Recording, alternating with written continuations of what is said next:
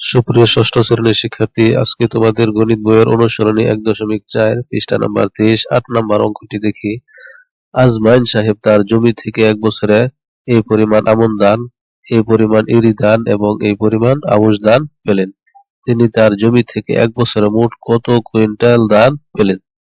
সেটা আমরা যেভাবে শুরু করব, প্রথমত আমরা এই লাইনটা লিখব, আজমল সাহেব তার জমি থেকে এক বছরে, তারপর লিখবো আমন ধান পেলেন 20 সমস্ত 10 ভাগের 1 কুইন্টাল, পরবর্তীতে লিখবো ইরি ধান পেলেন 30 সমস্ত 10 ভাগের 1 কুইন্টাল এবং আউশ ধান পেলেন 10 সমস্ত 50 ভাগের 1 কুইন্টাল। তারপর আমরা এটা সম্পূর্ণ লিখবো, তিনি এক বছরে মোট ধান পেয়েছেন। এখন দেখি কত পেয়েছেন, সেই সবগুলো একসাথে লিখছি, যেমন এই প্রথম হলো এটি, দ্বিতীয় এটি, তৃতীয় এটি, এইভাবে লিখেছি। তারপরের লাইনটি আমরা কিভাবে লিখেছি দেখো। এখন আমাদের কাজ হলো এই 20 এর সাথে 10 এর গুণ করব, 20 এর সাথে 10 এর গুণ করব, যা হবে তার সাথে এই 1, এই উপরের 1 যোগ করব, তাহলে হলো 201। দ্বিতীয় লাইনে সেম টু সেম 30 এর সাথে 20 এর গুণ করব, যা হবে তার সাথে 1 যোগ করব, তাই হয়েছে 601। পরবর্তী লাইনে 50 এর সাথে বা 10 এর সাথে 50 এর গুণ করব, যা হবে তার সাথে সেই 1 যোগ করব, তাহলে হবে কত? 501। এখন আমাদের 10, 20 এবং 50 এর লসাগু বের করতে হবে।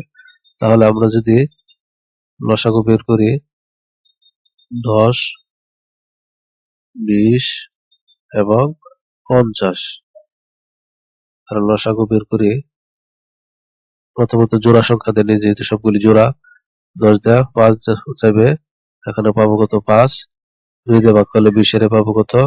10 এবং 50 এর মধ্যে 2 যাবে 25 বার, এই লিখলাম 25।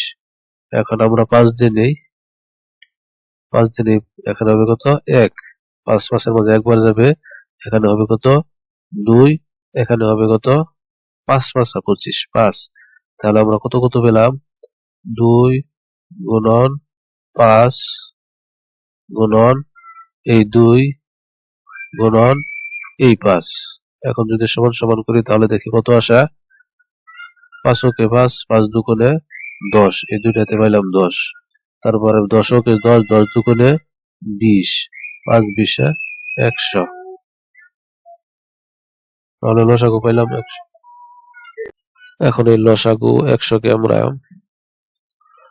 এখানে লিখবো, এই হলো লসাগু 100। তারপর এখন কাজ হলো, এখানে উপরে কত ছিল?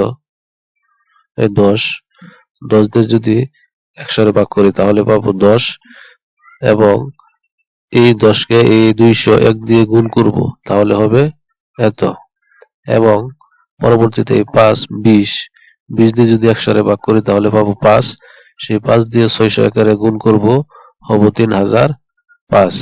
তারপরে তৃতীয় সংখ্যা 50, 100 এর মাঝে যাবে 2 বার, সেই 2 দিয়ে 501 এর গুণ করব, তাহলে হবে এত, এবং পরবর্তী লাইনে এই সবগুলি একসাথে যোগ করলে পাবো 60 17, নিচে হবে 100। এখন এই দুইটি এই সংখ্যাটাকে যদি আমরা ভাগ করি তাহলে উত্তর হবে 60 সমস্ত 100 ভাগের 17, এটি উত্তর।